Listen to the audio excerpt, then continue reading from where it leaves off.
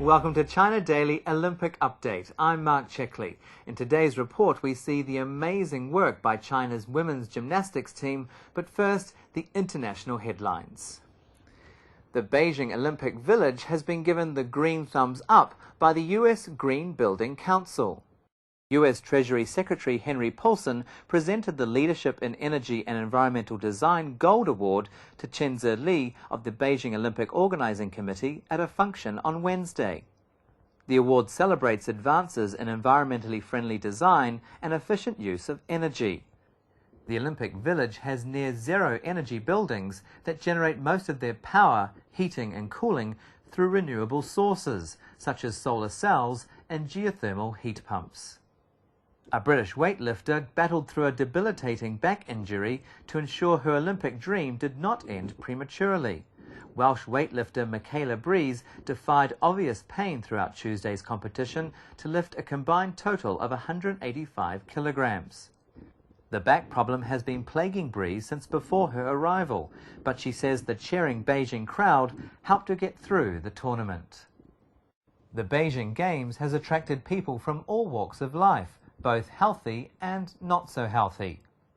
Nearly 200 members of the Shanghai Cancer Recovery Club are in the capital this week, fulfilling a dream to experience the Olympics in their home country. Setting aside $2 a day, the group has spent the last 7 years saving for the special trip, which for many is the first visit to Beijing. And now recapping Wednesday's Olympic events, thunderous applause erupted around the National Indoor Stadium yesterday as China won its first gold in the women's team gymnastics. Despite an earlier fall by Cheng Fei on the balance beam, the young gymnast leapt to victory on 188.900 points. Silver went to the United States, and defending Olympic champion Romania took the bronze. The US needed a near-perfect final round on the floor to stay in contention, but a second dramatic fall by Alicia Sacramone handed China the victory. German fencers lunged their way to 2 golds last night, keeping their country's medal haul in the top 5. Benjamin Klebrink won the first gold, winning the men's foil with a convincing victory over Japan's Yuki Ota. Britta Hideman followed, taking gold in the women's épée, with silver going to Romania's Ana Maria Branza. 26-year-old Hideman is no stranger to China, having studied in Beijing and speaks fluent Putonghua. Chinese weightlifter Liu Chunhong got more than she hoped for on Wednesday after her record-smashing Olympic win. Liu broke records in both the snatch with a lift of 128 kg and the clean and jerk with 158 kg, meaning her combined total of a massive 286 kg was record number 3. The weightlifter's medal-winning performance sent fans in her hometown of Jishan dancing in the streets. And Liu's proud mother has promised a bountiful serving of scrambled bean sprouts, the lifter's favorite dish. Now it's time to check in with one of our China Daily reporters at the Olympic venues. Today we're joined by Nancy Tan at the Beijing Shooting Range Hall. Hello, Nancy. Hello, Mark. You were at the volleyball last night between China and Cuba. Firstly, can you recap the action courtside? Sure.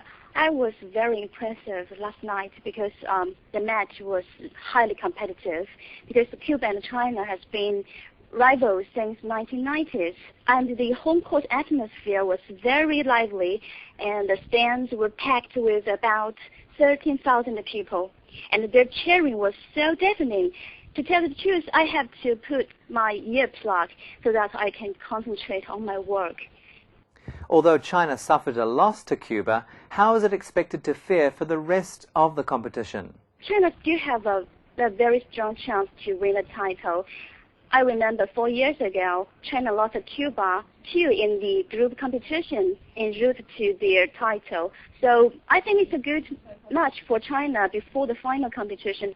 Chinese women volleyball team has won so many major titles since 1980s. So the whole nation is so familiar with this sport, and they are very supportive to the team. You're at the shooting this afternoon. Yes. Who are the teams to watch? Yes. First, we are going to watch the final in women's 15-meter 3 positions. And the Katerina Amos from Czech Republic is going to take her second gold because she took the first gold medal at the Games in women's 10-meter air rifle, defeat the Athens champion Du Li. And Du Li is also looking forward to restore her confidence and glory in 50 meters three positions too. Du Li is a very strong competitor in this event. Well, it will definitely be an interesting tournament to watch. Thank you, Tracy, for your time. We'll speak to you again soon. Now it's time for today's medal tally.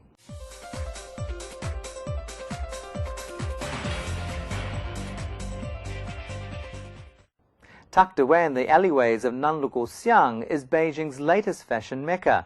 This once quiet residential area is attracting designers from far and wide to add their spin to Beijing chic. Bernice Chan discovers more. Not far from the touristy spot of Hohai is Nanluguxiang. It's a narrow street lined with old hutongs converted into bars, shops, and cafes. And in the last 2 years, it has developed into a trendy area. One of the pioneers is Dominic Johnson Hill, owner of Plastered T-shirts. His shop features iconic images of Beijing and China on a T-shirt. And for him, the neighborhood was the perfect place for him to start his business. What I like about Nanluguxiang is it's very different to many other hutongs or commercial hutongs in areas around Beijing. If you look at Hohai, it's predominantly bars and karaoke, stuff like that. It's not really very inspiring. Nanluguxiang is, I think, is the creative hub of Beijing right now. It's not really suitable for bars, because there's a lot of small outlets and it's very residential. Right now, it's really taking the right path. PP from Grifted agrees. Originally from New York, the designer has found lots of inspiration around her, particularly from talking with friends and things she sees in the city. Her line of products includes umbrellas, greeting cards, lanterns, T-shirts, and dolls. Grifted only opened 4 months ago, and locals and foreigners alike find her items quirky and fun. It's got a certain community feel about it that you can't find, well, I haven't seen it elsewhere in Beijing. Just everybody in the neighborhood is very warm and very close, and that's what I like about it.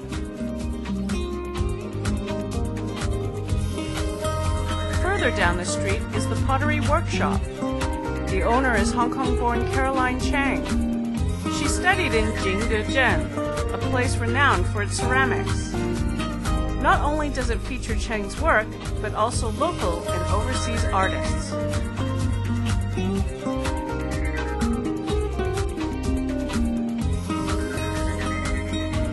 While the street is evolving quickly into a new destination for locals and visitors alike, some shop owners hope the place won't become too commercial and retain its charm of old and new.